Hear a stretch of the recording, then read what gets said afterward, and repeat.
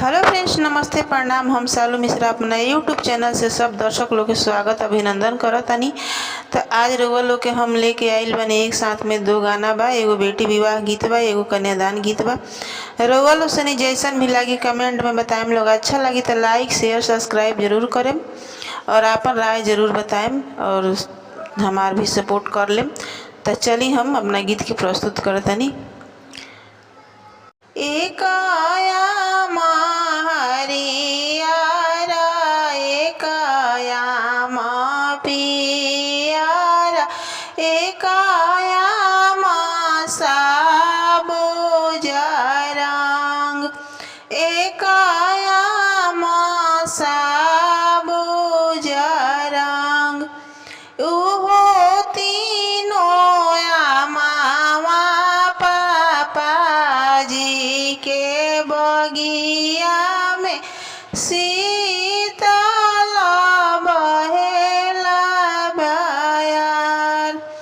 उहो तीनों आमावा पापाजी के बगिया में शीतल बहेला बेयार। आहे सुतल रहलो बेटी घर घरू आइया, सुतल उठेली चिहार, सुतल उठेली चिहार।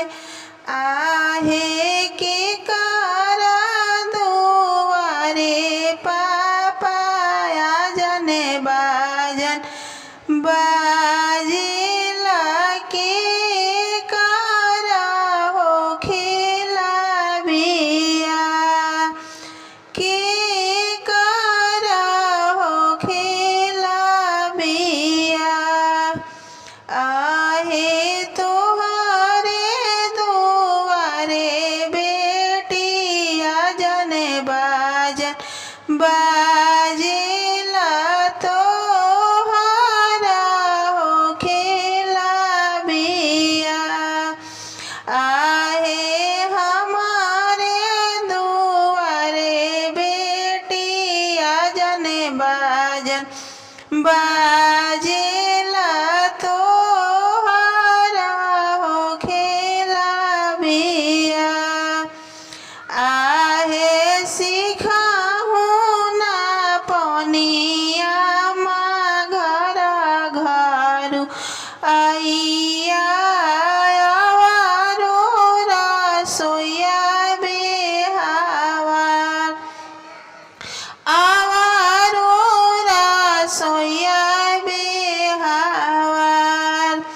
आहे सासु ननदया मावैया गरी आइहे, मोरा मुखे सहलो ना जाय, मोरा मुखे सहलो ना जाय।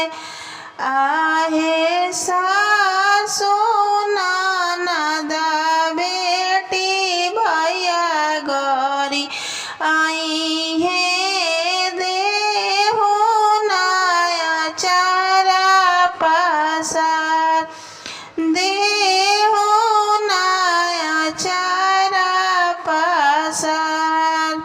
निकला ना सुंदर बेटी अपना महल से, निकला ना सुंदर बेटी अपना महल से। ऐसन सुंदर बर पवलू के करा धर्म से, ऐसन सुंदर बर पवलू के करा धर्म से। आमा के बतावल बरा पापा के खोजल है, आमा के बतावल बरा पापा के खोजल है।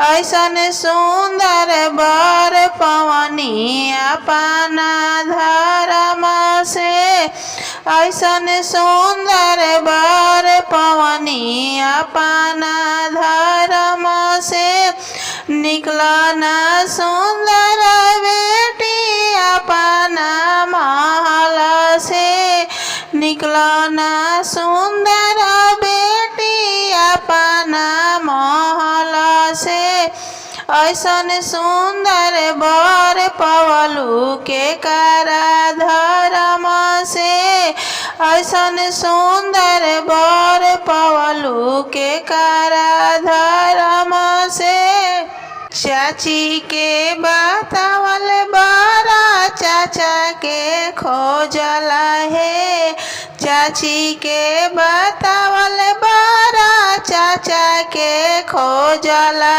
है ऐसन सुंदर बर पवनी अपना धर्म से ऐसन सुंदर बर पवनी अपना धर्म से निकलन सुंदर बेटी अपना महल से निकलन सुंदर बेटी अपना महल से ऐसन सुंदर बर पवलू के करा धर्म से भाभी के बतावल बारा भैया के खोजल हो भाभी के बतावल बारा भैया के खोजल हो ऐसन सुंदर बर पवनी अपना धर्म से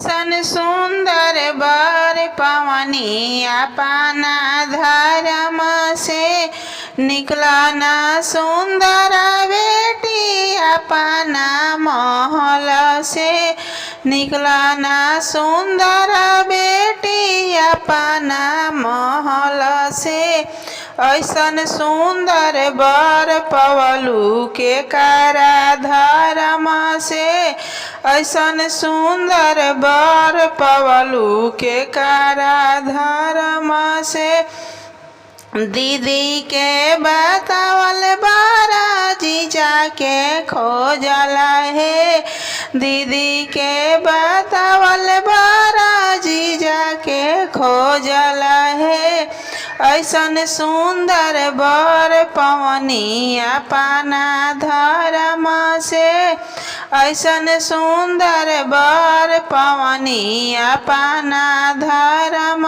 से निकलन सुंदर बेटी अपना महल से निकलन सुंदर बेटी अपना महल से ऐसन सुंदर बर पवलू के करा धर्म से।